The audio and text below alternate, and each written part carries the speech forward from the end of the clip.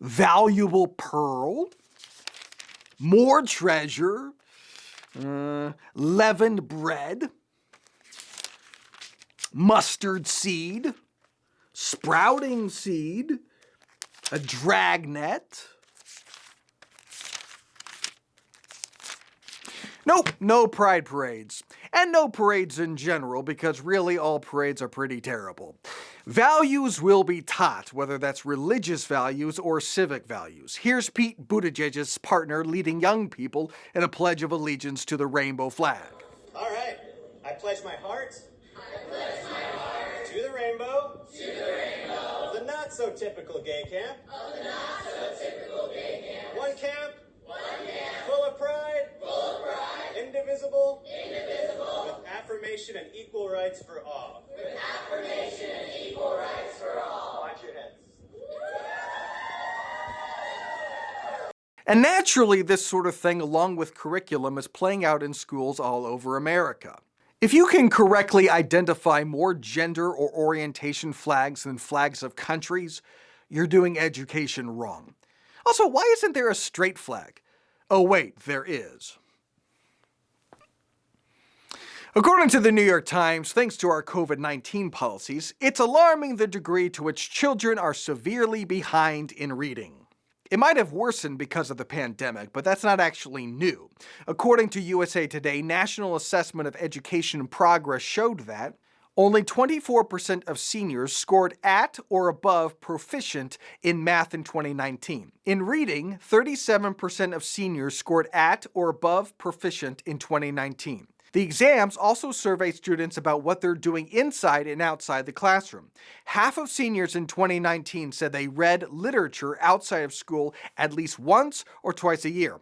Around 1 in 4 seniors said they never read stories or novels outside of school. That explains a lot. What on earth is going on in our classrooms? Let's take a look. How this nigga going chair? What the hell? Okay, a bit of a hands-on physics lesson, a little unorthodox, but darn it if he doesn't get results. What else? Showing up to teach 4th grade the day after the Don't Say Gay bill passes through the Florida House.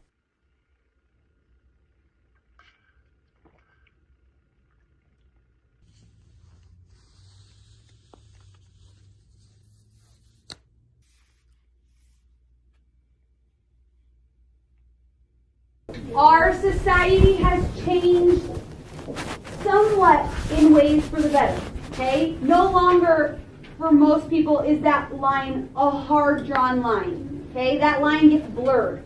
There are still people in our society, the older generations, who that's a hard line. That's how they grew up. That's their mentality. You don't cross that line. You are a boy, you are a girl, those are your roles, you know what you're supposed to do. But as your generation's coming around and the generations that are going to come after you, we are hoping that that line completely disappears. And there is no line. And you are free to be whoever it is that you want to be. And you dress and act and do whatever it is that you want to do, because that is who you are. But society there's still a line.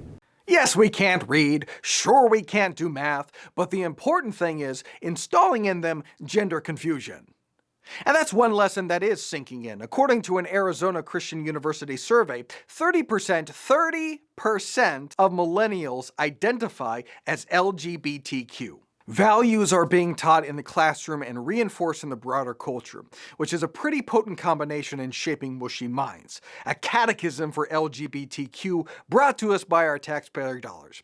Now, of course, schools differ from school to school, from school district to school district, and much of this can be addressed at a local level. As Christians, we absolutely should be involved as teachers, principals, superintendents, school board members, and parents to better educate and institute some of our values.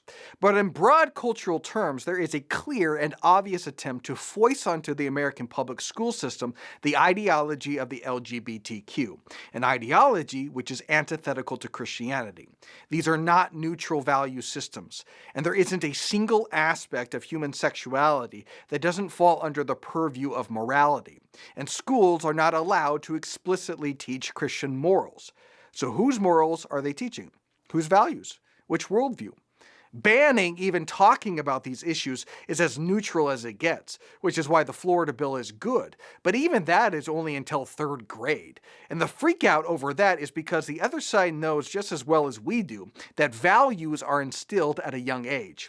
We get a picture of this in Deuteronomy. Fix these words of mine in your hearts and minds. Tie them as symbols on your hands and bind them on your foreheads.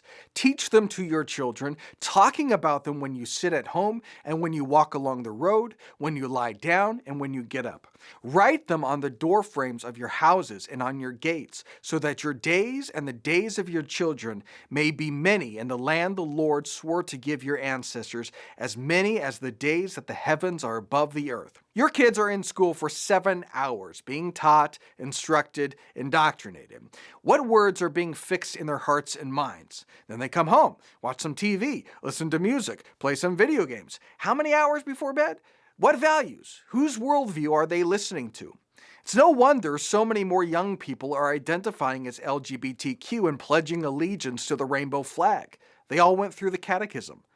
But all is not lost. A recent Daily Wire poll found that 64% of Americans support the Florida bill when they actually read it. Parents are awakening to this, getting involved or finding more and more alternatives. And this is a cultural fight that we definitely need to be in. Well, that'll do for our 52nd episode. Thanks for joining me in this little experiment. As always, if you like what we're doing, like, subscribe, write a review, leave a comment, or share. One button press goes a long way. You can follow me on the major socials, join my author's Facebook page. I'm telling you, you're going to want to do that. And I'll see you next week for more Appropriating the Culture.